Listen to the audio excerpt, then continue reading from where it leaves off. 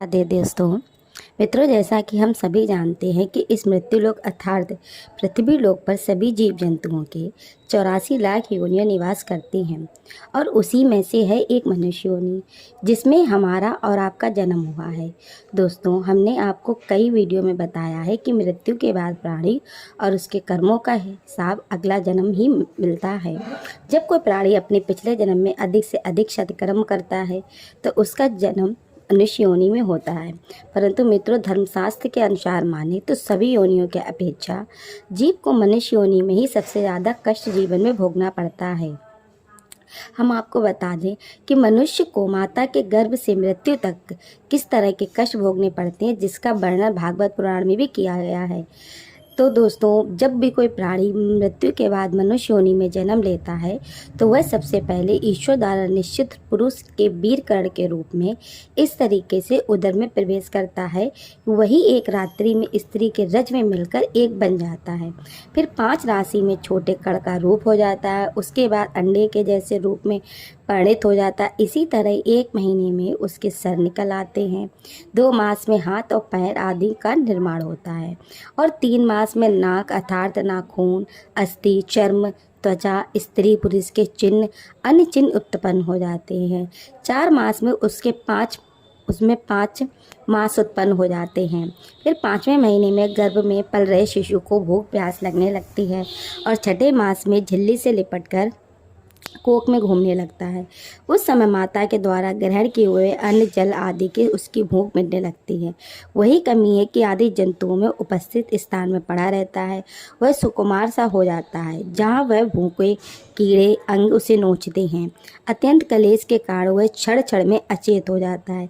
इतना ही नहीं, माता के खाए हुए कड़वे, तीखे, गरम, नमकीन, रूखे और खट्टे आदि पदार्थों का स्पर्श होने से उसके शरीर में पीड़ा होने लगती है। वह जीव माता के गर्भाशय में झिल्ली से लिपटा तथा आंतों में घिरा रहता है। उसका सिर पेट की ओर, पीठ और गर्दन कुंडली मारकर मुड़े रहते हैं। माता के गर्भ में मनुष्य पिंजरे के बंद पंछी की भांति पराधीन और अंगों को हिलाने डुलाने में असमर्थ रहता है।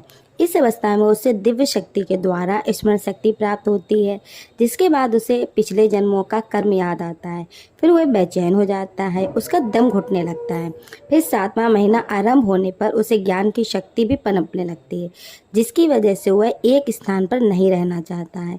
वह स्थूल शरीर से बंधा हुआ जीव अत्यंत भयभीत होकर कृपा याचना करता हुआ हाथ जोड़कर उस प्रभु से स्तुति करता है कि जिसने उसे माता के गर्भ में डाला है। माता के गर्भ में उपस्थित जीव प्रभु को यह याचना करता है कि प्रभु, माना कि मैंने बहुत अधर्म किया है, माना मैं बहुत बड़ा अधर्मी हूँ, माना कि मैं बहुत बड़ा पापी हूँ। आपने जो मेरी गति दिखाई है वो मेरे ही योग्य है।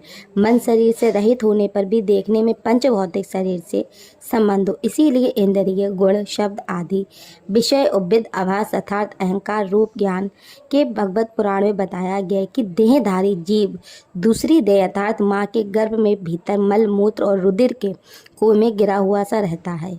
उसने पाचन रस की ऊष्मा में गर्भ में मौजूद जीव का शरीर अत्यंत स्वतंत्र होता रहता है। इन कष्टों के बारे में सोचते हुए जीव गर्भ से बाहर निकलने की प्रबल इच्छा के लिए महीने गिनता रहता है और भगवान से प्रार्थना करता है कि हे भगवान, उस दिन को यहाँ से कब निकाला जाएगा। फिर गर्मी मौजूद मनुष्य सोचता है कि पशु पक्षी आदि अन्य जीव तो अपनी मूल बुद्धि के अनुसार अपने शरीर में होने वाले सुख दुख का आदि का अनुभव करते हैं, किंतु मैं तो अपनी कृपा के साधन संपन्न शरीर से युक्त हुआ हूँ। आपकी दी हुई विवेक बुद्धि से अपने शरीर से बाहर और भीतर अहंकार रूपी का आत्मा का अनुभव करता हूँ। भगवान, इस अत्यंत दुख से भरे मेरे गर्भाशय में यद्यपि अपने कष्ट से कह रहा हूँ कि इससे बाहर निकलकर संसार के अन्नकूट से गिरने से मुझे बिल्कुल भी इच्छा नहीं है, क्योंकि उसमें जाने वाले जीव को उसकी माँ या घेर लेती है, जिसके कारण उसके शरीर में अहम बुद्धि हो जाती है और उसके परिमाण में इस संसार के चक्र में जीवन में रहना पड़ता है। इसीलिए वह भगवान से बार बार विनती करता रहता है कि उसे इस कष्ट से, सांसारिक मोहमाया से जितनी जल्दी हो सके उतनी जल्दी मुक्ति दे दें। और 90 व 10वें महीने में जब मनुष्य अपनी माता के गर्भ से मृत्यु लोक में आता है तो उसकी सारी स्मृति जो होती है वो मिट जाती है। मैं विपरीत गति में प्राप्त को होकर बार बार जोर जोर से रोने लगता हूँ। फिर माता पिता उसका लालन पोषण करते हैं। शिशु अवस्था में जब मनुष्य का खाट पर सुला दिया जाता है तो उसे खुटमल आदि कई कीड़े काटते रहते हैं, लेकिन उसमें शरीर को खुजलाने, उठाने तथा करवट बदलने की भी सामर्थ्य न होने के कारण वह बड़ा कष्ट पाता है। उसकी त्वचा कोमल होती है, इसीलिए वैसे बार बार होने के कुछ नहीं कर सकता है। इसी तरह मनुष्य वाले अवस्था में दुख भोग कर युवा अवस्था में पहुंचता है। उस समय यदि कोई इच्छित भोग नहीं प्राप्त होता है तो अज्ञानता बस उसे क्रोध बढ़ जाता है। वह शोकाकुल हो जाता है। देह के साथ साथ अभिमान क्रोध बढ़ जाने के कारण मनुष्य अपना ही नाश करने में दूसरे के काम में पुरुषों के साथ बैर कर लेता है। इतना ही नहीं, खोटी बुंदी अज्ञानता के कारण मनुष्य में मेरेपन का अपमान करने लगता है। जो मनुष्य शरीर से मृत्यु काल तक अनेक प्रकार के कष्ट ही देता है, उसी के लिए मनुष्य तरह तरह के कर्म करता रहता है, जिसे बिन जाने कारण इतने बार बार संसार चक्र में जन्म लेना पड़ता है। इतना ही नहीं, मनुष्य योनि में जन्म लेने के बाद यदि मनुष्य के वो भोगों में लगे हुए विषय में पुरुषों को सगावम हो जाता है, वहीं उसे अगमन करने लगता है, तो पहले ही समान वह फिर वीर नरकीय योनि में जन्म लेता है, जिससे संग मनुष्य की पवित्रता, दया, बाड़ी का संयम, बुद्धि, इंद्रियों संयम जैसे सद्गुण नष्ट हो जाते हैं। इसीलिए भगवत पुराण में भी बताया गया है कि किसी भी मनुष्य को ऐसे लोगों के साथ मित्रता नहीं करनी चाहिए जो हमेशा स्त्रियों के में ही सगामम में रत रहता है। प्रशांत और मूढ़ के अर्थात कहें तो मूर्खों, क्योंकि जीवों में किसी का संग करने से ऐसा मोह बंधन होता है जैसा स्त्री और स्त्रियों के संग करने से होता है। इससे जुड़ी मैं एक कथा बताना चाहूँगी आपको कि एक बार परम पिता ब्रह्मा जी अपनी सरस्वती पुत्री को बहुत ज़्यादा देखकर उस पर लावण्य रूप में मोहित हो गए। उसके मृगी रूप में आने पर उसके पीछे निर्जलता की तरह भागने लगे। ऐसा भला कौन सा पुरुष हो सकता है जिसकी स्त्री रूपी माया से उसे मोहित ना किया हो।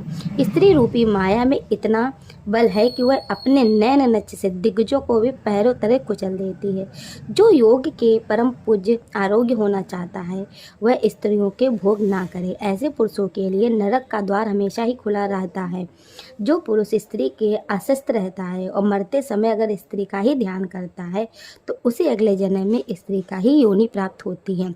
जो मनुष्य अपने भौतिक सुखों के लिए किसी जानवर की हत्या करता है या उसे खाता है तो अगले जन्म में उसे उसी जानवर के रूप में जन्म मिलता है।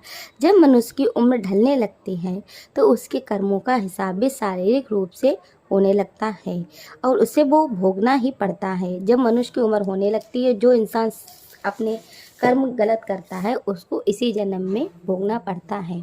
तो दोस्तों, मेरी जानकारी आपको कैसी लगी? अच्छी लगी तो प्लीज़ एक बार लाइक और कमेंट करके ज़रूर बताइएगा और कमेंट में जय श्री राम ज़रूर लिखना दोस्तों। धन्यवाद।